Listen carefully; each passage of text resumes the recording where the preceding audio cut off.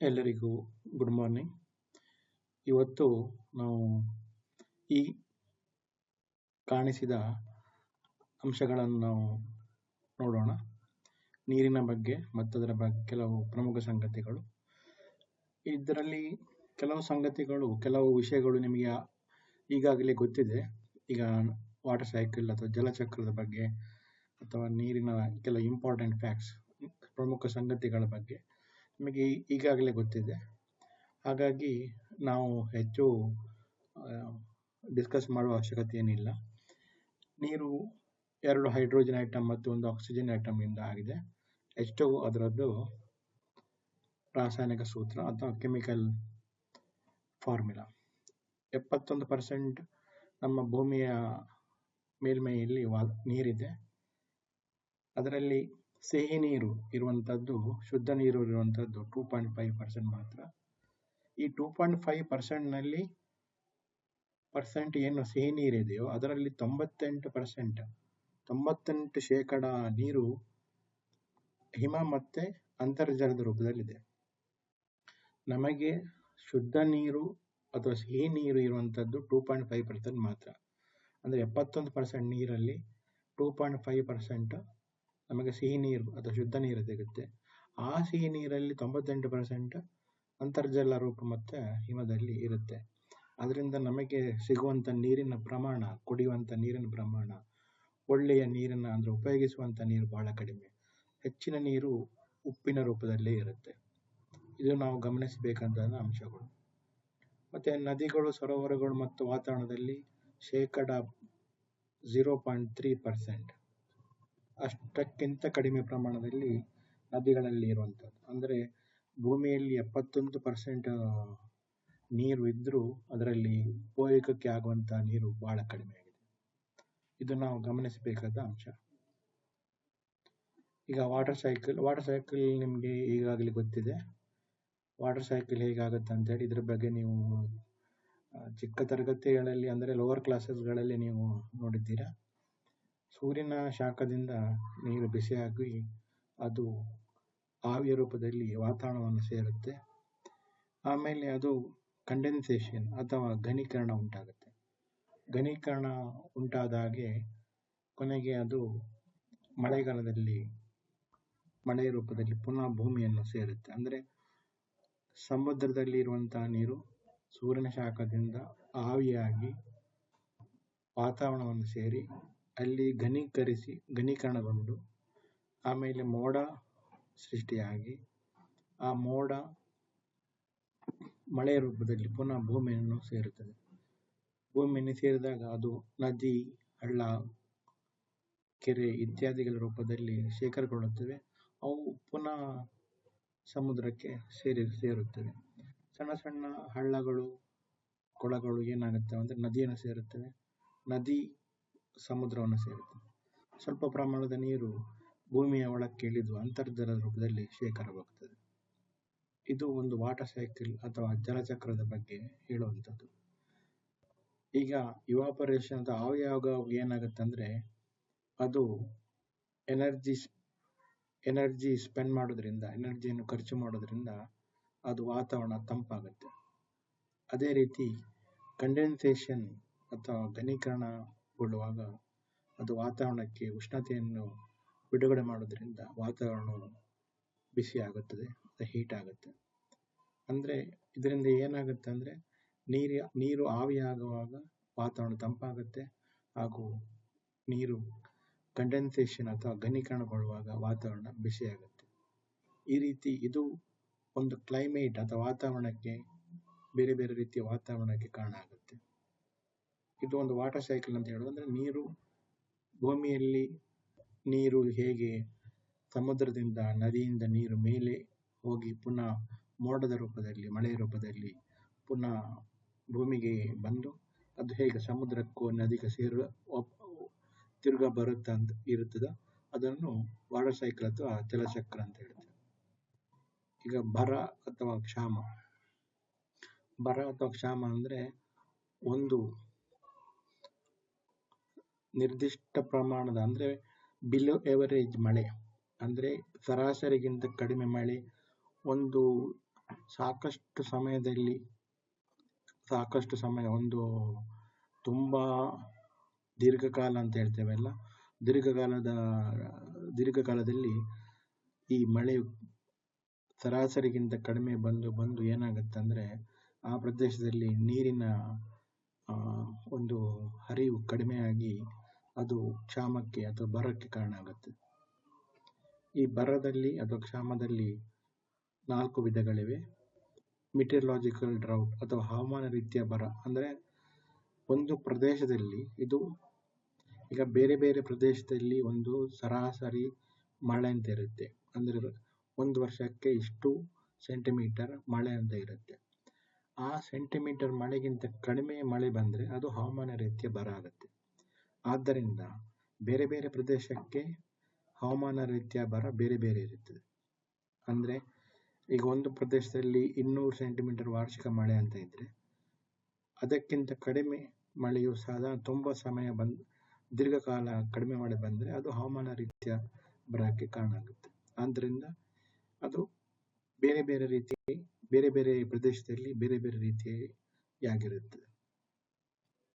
ಅಂದರೆ ಆ ಪ್ರದೇಶದಲ್ಲಿ ಅಂದರೆ ಒಂದು ಆನ್ಯುವಲ್ ಅದರ ಒಂದು ಹಿಸ್ಟ್ರಿ ಇರುತ್ತಲ್ಲ, ಹಿಂದೆ ಒಂದು ಸರಾಸರಿ ಎಷ್ಟು ಮಳೆ ಬಂದಿತ್ತು, ಅದಕ್ಕಿಂತ ಕಡಿಮೆ ಮಳೆ ಬರುತ್ತಾ ಹೋದಾಗೆ ಅದು ಮಿಟೆರಲಾಜಿಕಲ್ ಡ್ರೌಟ್ ಅಂತ ಅನಿಸ್ತದೆ. ಅಗ್ರಿಕಲ್ಚರಲ್ ಡ್ರೌಟ್ ಅಂದರೆ ಈಗ ಬೇರೆ ಬೇರೆ ಕಾಲದಲ್ಲಿ ಬೇರೆ ಬೇರೆ ಬೆಳೆಯನ್ನು ನಾವು ಬೆಳೆಯುತ್ತೇವೆ. ಅದಕ್ಕೆ ಬೇಕಾದ ನೀರಿನ ಕೊರತೆ ಉಂಟಾದಾಗ ಅಗ್ರಿಕಲ್ಚರಲ್ ಡ್ರೌಟ್ ಅಂತ ಬರುತ್ತೆ. ಬೇರೆ ಬೇರೆ ಕಾಲದಲ್ಲಿ ಬೇರೆ ಬೇರೆ ಬೆಳೆಯುವಾಗ ಅದಕ್ಕೆ ಅಗತ್ಯವಾದ ನೀರು ಬೇಕಾಗುತ್ತೆ. ಆ ನೀರು ಯಾವಾಗ ಸಿಗುವುದಿಲ್ಲವೋ ಅದು ಅಗ್ರಿಕಲ್ಚರಲ್ ಡ್ರೌಟ್ ಅಂತ ಅನಿಸ್ತದೆ. ಮತ್ತೆ ಇರುವಂತಹ ಹೈಡ್ರಲಾಜಿಕಲ್ ಡ್ರೌಟ್ ಅಂದರೆ ಅದು ಒಂಥರ ನೀರು ಇದರಲ್ಲಿ ಹೊಳೆಗಳು ನದಿಗಳಲ್ಲಿ ನಿರಂತರವಾಗಿ ಬತ್ತಿ ಹೋಗೋದು. ಹೊಳೆಗಳು ನದಿಗಳು ನೀರು ಅದರಲ್ಲಿರೋ ನೀರು ನಿರಂತರವಾಗಿ ಕಡಿಮೆ ಆಗುತ್ತಾ ಹೋಗೋದು, ಅದು ಹೈಡ್ರಲಾಜಿಕಲ್ ಡ್ರೌಟ್ ಅಂತ ಹೇಳ್ತೇವೆ. ಸೋಷಿಯೋ ಇಕಾನಮಿಕ್ ಡ್ರೌಟ್ ಅಂದರೆ ಸಾಮಾಜಿಕ ಆರ್ಥಿಕ ಬರ. ಅಂದರೆ ನೀರು ಎಷ್ಟು ಬೇಕೋ ಅಷ್ಟು ನೀರು ಇರಲ್ಲ. ಅಂತ ಸಂದರ್ಭ ಏನಾಗುತ್ತೆ ಅಂದರೆ ಸಾಮಾಜಿಕ ಆರ್ಥಿಕ ಬರ ಉಂಟಾಗುತ್ತೆ. ಇದು ಅಂದರೆ ಒಂದು ಪ್ರದೇಶದಲ್ಲಿ ಒಂದು ಮನೆಗಳಿಗೆ ಬೇಕಾದ ಬೇಡಿಕೆ ಒಂದು ಇಂತಿಷ್ಟು ಅಂತ ಇರುತ್ತೆ. ಅಷ್ಟು ನೀರು ಅಲ್ಲಿ ಪೂರೈಸಲು ಸಾಧ್ಯವಾಗದಾಗ ಅಥವಾ ಒಂದು ಇಂಡಸ್ಟ್ರಿ ಇರುತ್ತೆ, ಇಂಡಸ್ಟ್ರಿಗೆ ಇಷ್ಟು ನೀರು ಅಂತ ಬೇಕಾಗಿರುತ್ತೆ. ಅಷ್ಟು ಇಂಡಸ್ಟ್ರಿಗೆ ಅಷ್ಟು ನೀರನ್ನು ಪೂರೈಸಲು ಸಾಧ್ಯವಾಗದಾಗ ಇಂತಹ ಸಾಮಾಜಿಕ ಆರ್ಥಿಕ ಬರ ಉಂಟಾಗುತ್ತೆ. ಇದು ಒಂದು ನದಿಯಲ್ಲಿ ನೀರು ಬರಿದಾಗಿ ಸಾಮಾಜಿಕ ಆರ್ಥಿಕ ಬರ ಆಗೋದಲ್ಲ. ಇದೊಂದು ಈಗ ಅರ್ಬನ್ ಏರಿಯಾ ನಗರ ಪ್ರದೇಶದಲ್ಲಿ ಉಂಟಾಗ್ಬೋದು. ಯಾಕಂದ್ರೆ ನಗರ ಪ್ರದೇಶದಲ್ಲಿ ಮನೆಗಳಿಗೆ ಸಾಕಷ್ಟು ನೀರು ಪೂರೈಸಲು ಆಗದಾಗ ಅಥವಾ ಇಂಡಸ್ಟ್ರಿಗಳು ಕಾರ್ಖಾನೆಗಳಿಗೆ ನೀರನ್ನು ಸಾಕಷ್ಟು ಪೂರೈಸಲು ಸಾಧ್ಯವಾಗದಾಗ ಸಾಮಾಜಿಕ ಆರ್ಥಿಕ ಬರ ಉಂಟಾಗುತ್ತೆ. ಈ ರೀತಿ ಬೇರೆ ಬೇರೆ ರೀತಿಯ ಬರ ಉಂಟಾಗುತ್ತೆ. ಮುಂದೆ ನಾವು ನೋಡಬೇಕಾದದ್ದು ಕಾನ್ಫ್ಲಿಕ್ಟ್ಸ್ ಓವರ್ ವಾಟರ್. ಇದು ಕಾನ್ಫ್ಲಿಕ್ಟ್ಸ್ ಓವರ್ ವಾಟರ್ ಅಂದರೆ ಒಂದು ಸಮುದಾಯ, ರಾಜ್ಯಗಳು, ದೇಶಗಳು ನೀರಿನ ಸಂಪನ್ಮೂಲ ಅಗತ್ಯ ಇದೆ, ಆದರೆ ಅಲ್ಲಿ ಒಂದು ಸಂಘರ್ಷ ಉಂಟಾಗುತ್ತೆ. ಅದು ಯಾಕೆ ಉಂಟಾಗುತ್ತೆ? ಈಗ ನೀರು ಎಲ್ರಿಗೆ ಬೇಕಾಗಿರುವಂಥದ್ದು. ಈಗ ಅಡುಗೆ ಆಗಲಿ, ಸ್ನಾನ ಆಗಲಿ, ಶುದ್ಧ ಕುಡಿಯೋ ನೀರಾಗಲಿ, ಅಥವಾ ಒಂದು ಅಗ್ರಿಕಲ್ಚರ್ ಇದು ಕೃಷಿಗೆ ಆಗಲಿ, ಇಂಡಸ್ಟ್ರಿಗಳಿಗಾಗಲಿ ನೀರು ಅಗತ್ಯವಿದೆ. ಆ ನೀರು ಎಲ್ಲಿಂದ ಬರುತ್ತೆ? ಅದು ನದಿಗಳಿಂದ ಬರುತ್ತೆ. ಕೆಲವು ಸಂದರ್ಭಗಳಲ್ಲಿ ಏನಾಗುತ್ತೆ ಅಂದರೆ ನೀರು ಅಥವಾ ಈ ಒಂದು ನದಿ ಈಗ ಬ್ರಹ್ಮಪುತ್ರ ನದಿ ಅಂತ ನಾವು ತಿಳಿದುಕೊಂಡ್ರೆ ಅದು ಚೀನಾ, ಬಾಂಗ್ಲಾದೇಶ ಮತ್ತು ಭಾರತ ಇತ್ಯಾದಿ ದೇಶಗಳಲ್ಲಿ ಹರಿದುಕೊಂಡು ಹೋಗುತ್ತೆ. ಅಂದರೆ ಈ ನದಿಗಳು ಬೇರೆ ಬೇರೆ ದೇಶಗಳ ಮೂಲಕ ಪಾಸ್ ಆಗ್ತದೆ, ಅಂದರೆ ಹರಿದುಕೊಂಡು ಹೋಗುತ್ತೆ. ಆಗ ಅದು ಸಮಸ್ಯೆ ಉಂಟು ಮಾಡುತ್ತದೆ. ಅದರ ನೀರು ಹೇಗೆ ಉಪಯೋಗಿಸ್ಕೊಳ್ಬೇಕು?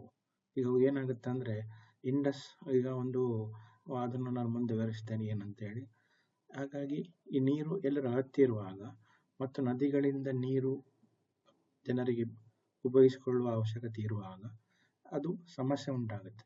ಈ ಸಮಸ್ಯೆ ಏನು ಹೇಳ್ತೇವೆ ಅಂದರೆ ನೀರಿನ ಸಂಘರ್ಷ ಅಥವಾ ಜಲ ಸಂಘರ್ಷ ಅಂತ ಹೇಳ್ತೇವೆ.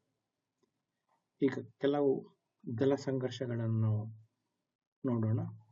ಒಂದು, ಯೂಫ್ರಟಿಸ್ ಮತ್ತು ಟೈಗ್ರಿಸ್ ನದಿ, ಇದು 3 ದೇಶಗಳ ಮೂಲಕ ಹಾದು ಹೋಗುತ್ತೆ. ಇಲ್ಲಿ ಸಮಸ್ಯೆ ಉಂಟಾಗುತ್ತೆ. ಅದು ಈ 3 ದೇಶಗಳ ಮಧ್ಯೆ ಈ ನದಿಗಳನ್ನು ಹಂಚಿಕೊಳ್ಳುವ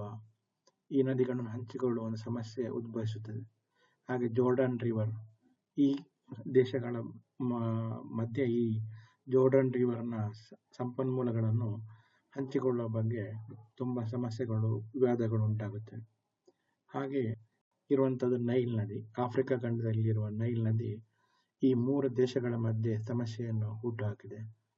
ಆರಲ್ ಸಮುದ್ರವು ಇಷ್ಟು ದೇಶಗಳ ಮಧ್ಯೆ ಕಜಕಿಸ್ತಾನ್, ಉಜ್ಬೇಕಿಸ್ತಾನ್, ತಜಿಕಿಸ್ತಾನ್ ಮತ್ತು ಕಿರ್ಗಿಸ್ತಾನ್, ಇವುಗಳೆಲ್ಲವೂ ಮುಂಚೆ ಸೋವಿಯತ್ ಯೂನಿಯನ್ ಅಂತ ಹೇಳಿ ಒಂದು ಇತ್ತು.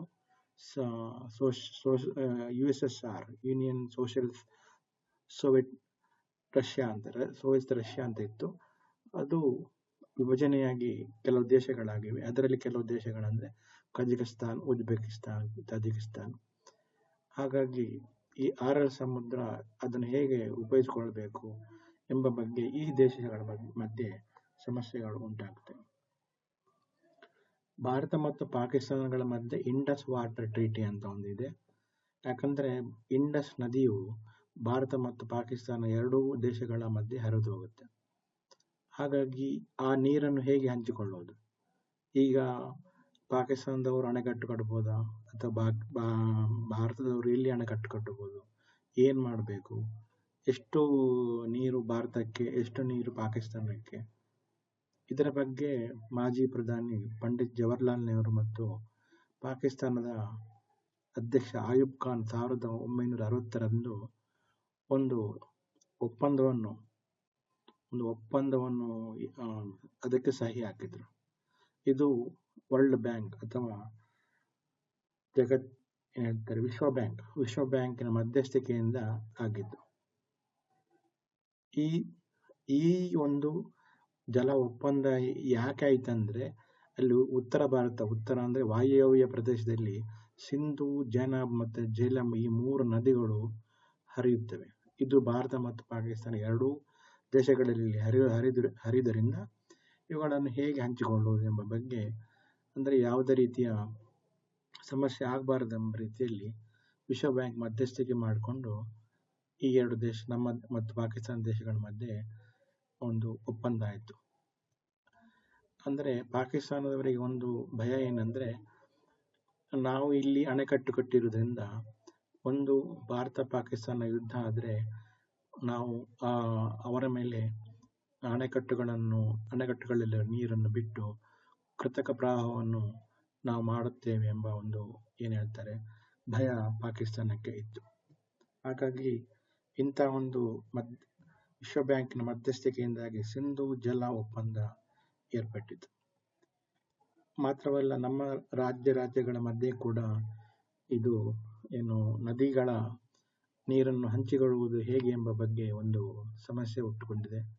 ಯಾಕಂದ್ರೆ ಈ ಕೃಷಿ ಎಂಬುದು ರಾಜ್ಯಗಳ, ಈಗ ರೈತರು ಇರುತ್ತಾರೆ, ಅದನ್ನು ಹೇಗೆ ಹಂಚಿಕೊಳ್ಳೋದು, ಈಗ ಎಲ್ಲಿ ಅಣೆಕಟ್ಟು ಕಟ್ಟಬೇಕು, ಇಂಥ ಸಮಸ್ಯೆಗಳು ತುಂಬಾ ಇರುತ್ತವೆ.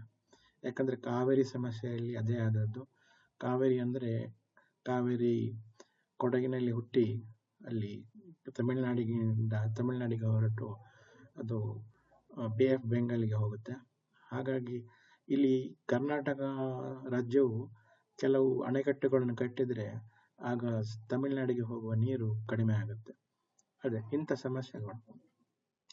ಒಂದು ನದಿ 3-4 ದೇಶಗಳ ಮಧ್ಯೆ ಅಥವಾ ಕೆಲವು ರಾಜ್ಯಗಳ ಮಧ್ಯೆ ಹರಿದು ಹೋಗುವಾಗ ಅಣೆಕಟ್ಟು ಕಟ್ಟಿದ್ರೆ ಅಲ್ಲಿ ಏನಾಗುತ್ತೆ ಅಂದ್ರೆ ಅಣೆಕಟ್ಟಿನ ಮುಂದಿನ ಭಾಗಕ್ಕೆ ನೀರು ಸ್ವಲ್ಪ ಕಡಿಮೆ ಆಗುತ್ತೆ. ಇದು ಸಂಘರ್ಷಕ್ಕೆ ಕಾರಣ ಆಗುತ್ತೆ. ಈ ರೀತಿ ಯಮುನಾ ನದಿಯ ಅದನ್ನು ಹೇಗೆ ಬಳಸಿಕೊಳ್ಳಬೇಕೆಂದ್ರೆ, ಯಾಕಂದ್ರೆ ಇದು ಒಂದು ಪರಿಹಾರಗೊಂಡ ಸಮಸ್ಯೆ. ಕೃಷ್ಣಾ ಗೋದಾವರಿ ಇದು ಮಹಾರಾಷ್ಟ್ರ, ಕರ್ನಾಟಕ, ಆಂಧ್ರ ಪ್ರದೇಶ, ಮಧ್ಯಪ್ರದೇಶ ಮತ್ತು ಒರಿಸ್ಸಾ ಅಥವಾ ಒಡಿಶಾ ರಾಜ್ಯಗಳ ಮಧ್ಯೆ ಆಗಿರುವಂಥ ಒಂದು ಸಮಸ್ಯೆ. ಅದಕ್ಕೆ ಈಗ ಏನು ಮಾಡಿದ್ದಾರೆ ಅಂದರೆ, ಒಂದು water dispute, interstate river dispute act ಅಂತ ಮಾಡಿ ಒಂದು ಟ್ರಿಬ್ಯುನಲ್ ಎಲ್ಲ ಮಾಡಿದ್ದಾರೆ. ಇಷ್ಟು ನದಿಗಳ ವಿವಾದಗಳು ಆ ಟ್ರಿಬ್ಯುನಲ್ನಲ್ಲಿವೆ. ನೀವು ಆಗಾಗ್ಗೆ ಕೇಳುವಂಥ ಎಲ್ಲ ನದಿಗಳ ವಿವಾದಗಳಿವೆ ಇದರಲ್ಲಿ. ರಾವಿ ಮತ್ತು ಬಿಯಾಸ್, ಅದರ ಒಂದು ನದಿ ನೀರಿನ ವಿವಾದ, ಅಥವಾ ವಂಶಧಾರ ಎಂಬ ನದಿಯ ವಿವಾದ, ಇವೆಲ್ಲ ಈ ನದಿಗಳ ವಿವಾದಗಳನ್ನು ನಾವು ಇಲ್ಲಿ ನೋಡಬಹುದು. ಅದರಲ್ಲಿ ಕೆಲವು ಕಾವೇರಿಯಂತಹ ನದಿ ವಿವಾದಗಳು ಆಲ್ಮೋಸ್ಟ್ ಬಗೆಹರಿದಿದೆ, ಮತ್ತು ಮಹದಾಯಿ ಬಗ್ಗೆಯೂ ಸಾಕಷ್ಟು ಬಗೆಹರಿದಿದೆ. ಯಾಕಂದರೆ ಕೋರ್ಟ್ ಅದನ್ನು ಬಗೆಹರಿಸಿದ ಬಗ್ಗೆ ನಾವು ವರದಿಗಳನ್ನು ನೋಡಿದ್ದೇವೆ. ಒಟ್ಟಾರೆ ಏನಾಗುತ್ತಂದರೆ, ಈ ನದಿಗಳಿಂದ ಅಥವಾ ಒಂದು ನದಿಗಳು 3-4 ಪ್ರದೇಶಗಳ ಮೂಲಕ ಹಾದು ಹೋಗುವಾಗ ಇಂಥ ಸಮಸ್ಯೆಗಳು ಏರ್ಪಟ್ಟು ಏನಾಗುತ್ತಂದರೆ ಸಂಘರ್ಷ ಉಂಟಾಗುತ್ತೆ. ಆದರೆ ಇಷ್ಟರವರೆಗೆ ಯಾವುದೇ ಯುದ್ಧಗಳು ನಡೆದಿಲ್ಲ ದೇಶಗಳ ಮಧ್ಯೆ ನೀರಿಗಾಗಿ. ಆದರೆ ಇನ್ನು ಮುಂದೆ ಏನಾಗುತ್ತೋ ಅಂತ ಹೇಳಲಿಕ್ಕಾಗಲ್ಲ. ಇದು ನಮ್ಮ ಈ ತರಗತಿಯಲ್ಲಿರುವ ಪಾಠಗಳು. ಚೆನ್ನಾಗಿ ಓದಿ, ನಾಳೆ ಅಸೈನ್ಮೆಂಟು ಬರುತ್ತೆ.